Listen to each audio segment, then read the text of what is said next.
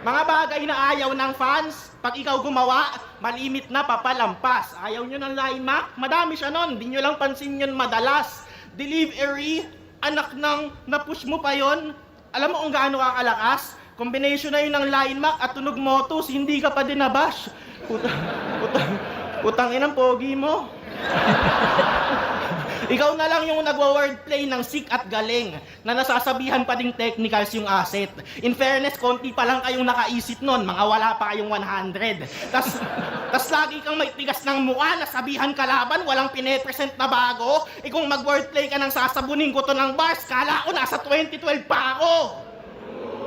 May nag-message sa akin, idol niya daw ako, pero Saint Ice daw talaga yung lamang sa akin ngayon. Sakit. Sakit, pero gets ko. Oo naman. Gets ko naman kung bakit ganon.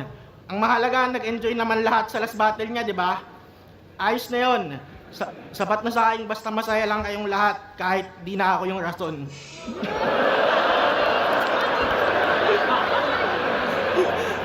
Ulol, past is past, tang ina mo. Ngayon mo subukan yung pwesa. Bilang kita ibabaon, tang ina mo, magbubutas tayo ng planeta. Halimaw lumabas na ng selda. Nagkalas na ng mga kadena. Mahina nung unibersikulo, ngayon mula saan yung buelta. Pray for us daw magkakampyon. Lahat biglang naging madalsalin. Sige, inaangat na yung pangalan mo. Sige, daan nyo sa panalangin. Oo, magpaangat ka lang santo. Pero dapat mo lang alalahanin na kahit anong taas ng angat mo, komportable si Hades sa ilalim. 1-0. Ganda nung ano ni Katana. Yun yung gusto ko kay Katana.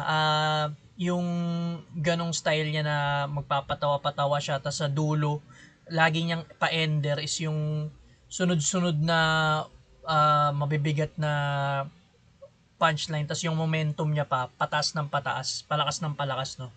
Ang ganda nun, natapos niya ng maayos yung round 1 niya rito.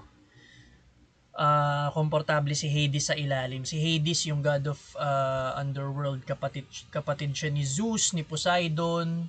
Yun, parang siya yung ano doon, god ng underworld niya. Ganda. Para sa akin, round 1, Katana ako rito.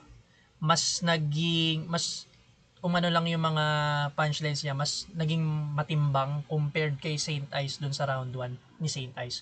Sa round 1 ni Saint Ice, medyo may mga ano may mga konti na hindi ganun kalalakas. Yung mga ano lang, parang average lang na Pero yun nga, parang nagwa-warm up pa lang si Saint Ice sa round 1 Bigay ko yung round 1 kay Katana.